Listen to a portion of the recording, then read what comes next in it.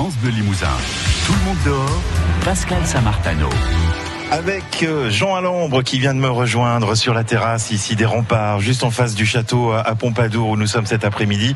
Bonjour Jean. Bonjour. Et merci d'être là. Et merci de m'accueillir. Alors je rappelle que vous êtes auteur. C'est ça.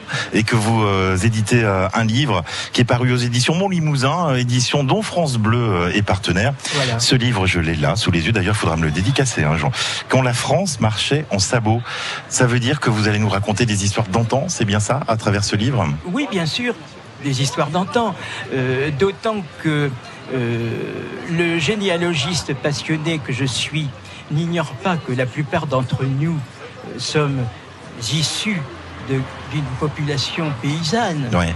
Nos ancêtres sont en moyenne à 80-90% ont été des paysans. Ouais. Donc ont tous porté des sabots. Et surtout ici dans notre Limousin, Voilà. Rendez-vous compte. Absolument. Alors Jean, le sabot était la chaussure de nos ancêtres. Et c'est ce dont on va parler ensemble. Juste avant, l'histoire de ce livre, vous me racontiez, est partie de votre beau-père qui s'appelle... Non. Donc, est parti de Martial, de grand-père, pardon, excusez-moi. Graille, qui était le grand-père maternel de mon épouse. Voilà, c'est ça. Et qui était né en 1905 et qui a exercé sa profession de sabotier dans la ville de Corrèze, donc pendant de nombreuses décennies. Ouais. Et lorsque, au début des années 90, il a cessé son activité, il a quitté son échoppe du centre-bourg pour installer toutes ses collections de sabots, d'outils, reconstituant pratiquement son atelier, l'atelier de son échoppe, dans son garage à Corrèze. Et aujourd'hui, cet atelier, on peut le retrouver. Cet atelier s'est retrouvé à Chamberet, accueilli dans ce beau musée de la nature qu'est la Maison de l'Arbre. Alors vous savez pas, Jean, on va justement y aller grâce à Swan qui fait partie de ceux qui s'occupent de cette Maison de l'Arbre et de la Nature. Bonsoir Swan. Bonjour. Et merci de nous accueillir en direct de Chamberet cet après-midi. Vous confirmez tout ce que vient de me raconter Jean, cet atelier de sabotier qu'on peut voir ici en allant vous rendre visite? Oui, absolument, on s'y retrouve. Alors c'est un musée, c'est un écomusée. Donc l'atelier que nous on présente dans ce musée, c'est un des rayons des choses qu'on peut faire découvrir aux gens qui peuvent venir. Mais pour se fixer à cet endroit, on va avoir en visuel les outils de monsieur Martial Graille directement présentés sur un grand panneau. On va voir en photo cette personne authentique dans son atelier avec ses outils en plein travail. Et en face, on a vraiment une étagère qui présente les différentes étapes élaborées du sabot. Donc on a directement la bonne vieille bûche de noyer qui est là, et au fur et à mesure on la voit qui se taille avec à la fin en finalité le sabot. On a même des sabots qui sont plus élaborés pour les personnes qui étaient plus aisées à l'époque. Et ça, c'était, Jean, important justement de conserver ce patrimoine, Absolument. les outils aussi de Martial Graille. C'est un patrimoine, Absolument. C'est un patrimoine précieux. Il fait partie de notre culture. Alors non seulement limousine, mais comme je l'évoque dans le livre que vous avez sous les yeux, le sabot a eu une histoire qui dépasse les frontières limousines. On les retrouve, ces sabots, pendant la guerre des Flandres, les sabotiers qui ont suivi le maréchal de Turenne en Hollande. On retrouve des sabots étranges du côté des Pyrénées ariégeoises, avec des légendes qui sont liées à cet objet. Chaque région a son sabot finalement. Chaque région, Ouais. L'Italie, le nord de l'Italie a ses sabots, Ouais. l'Espagne a ses sabots. On voyage avec les Voilà. sabots. Juste pour revenir à vous, Swan, Oui. la maison de l'arbre et de la nature, bon d'accord, il y a cet atelier qui est présenté, mais il n'y a pas que ça, il y a aussi qu'est-ce qu'on peut y voir et qu'est-ce qu'on peut y visiter? Bah écoutez, l'avantage c'est qu'on a de quoi passer une bonne journée, j'aurais envie de dire, puisqu'elle est placée à côté d'un arboretum qui fait plus de 16 hectares, où il y a beaucoup de dispositifs. Mais pour se centrer sur la Maison de l'Arbre, on propose un écomusée qui est à la fois basé sur le patrimoine en arrivant en bas. On a un grand châtaignier, un faux grand châtaignier qui est là, qui est vraiment présentoir quand on rentre dans le musée. On a un mur interactif qui va résumer la pollinisation des abeilles, des informations sur l'environnement. Et ensuite, là, on parle du métier de sabotier. C'est très intéressant parce que on a voulu représenter ici Martial Graille, directement un des acteurs qui vivait sur Chamberet. On a aussi Monsieur Gaston Cibla, qui est un apiculteur de 80 ans, qui nous a prêté son matériel. Donc, les images qui sont représentées, c'est vraiment des personnes qui ont été existantes. Et quand on va aller à l'étage, là, on va être sur un endroit qui est dédié à l'environnement. On va avoir des informations sur les forêts, sur la sylviculture. On va avoir des informations aussi sur la ruche, puisqu'on a une ruche vitrée pédagogique, où les gens peuvent vraiment observer l'activité de cette société d'abeilles directement, on peut le dire, derrière la vitre. Donc c'est pas mal de dispositifs qui sont placés dans un petit musée, qui vont résumer ce qu'on peut trouver finalement dans la Corrèze, ce qu'on y trouvait, ce qu'on y trouve encore. Et on fait aussi office de tourisme.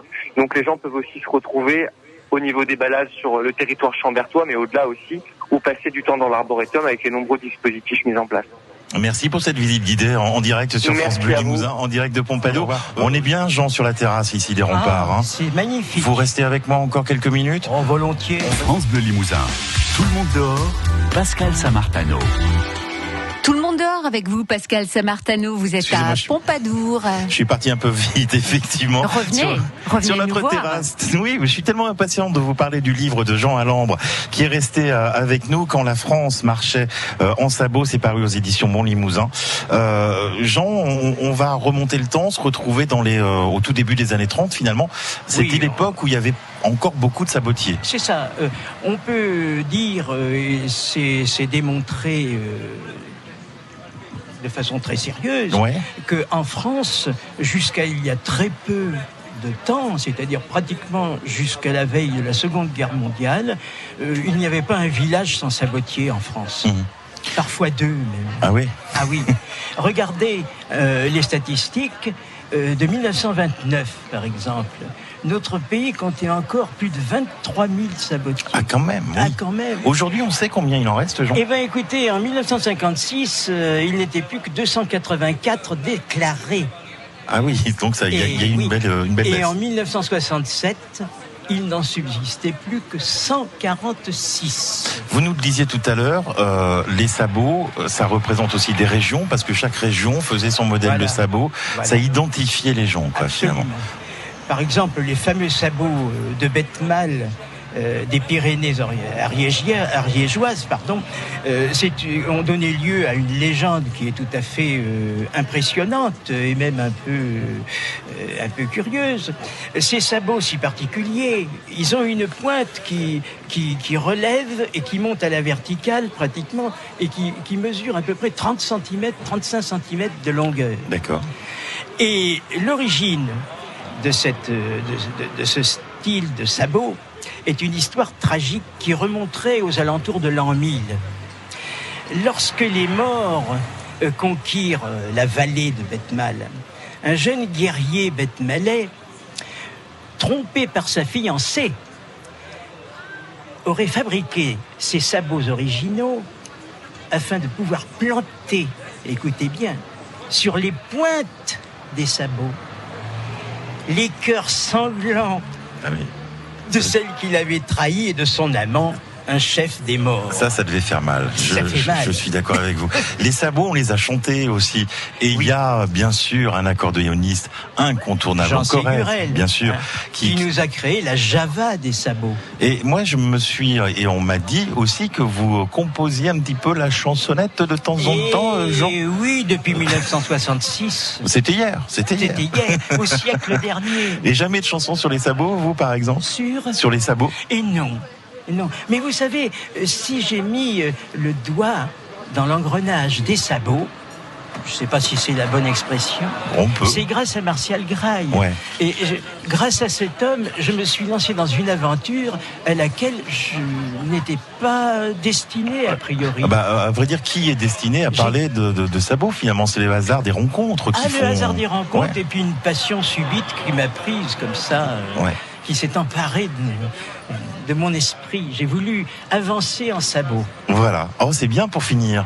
Avancer en sabot et aller se procurer ce livre paru aux éditions Mon Limousin, Quand la France marchait en sabot. Et comme Jean est un homme généreux, il nous offre et il vous offre, amis auditeurs de France Bleu Limousin, un exemplaire de ce livre, Quand la France marchait en sabot. Franchement, vous aurez plein d'anecdotes, plein d'histoires, plein de chiffres réels aussi, hein, qui parlent de ce métier de sabotier. Pour l'avoir, ce livre, vous nous appelez tout de suite au 05 55 34 5000. J'espère que vous serez un des chanceux à avoir ce livre chez vous. Et puis Jean, je voulais aussi signaler que vous serez en dédicace samedi. Vous n'avez pas oublié le rendez-vous, hein? Samedi matin. Hein, on est d'accord. Absolument. 9h, midi et demi. Pas de nous, là. Oui, tout à fait. Ça sera exactement à Pompadour Presse, voilà, où vous dédicacerez ce livre. Merci beaucoup d'être venu nous le présenter et de nous présenter aussi le souvenir de ce cher Martial Graille. Merci à France Bleu de m'avoir reçu. À très bientôt. À très bientôt. Merci Jean. Et vous nous appelez pour avoir le livre. 05 55 34 5000. C'est un des cadeaux de cet été, cet après-midi, en direct de Pompadour sur France Bleu Limousin.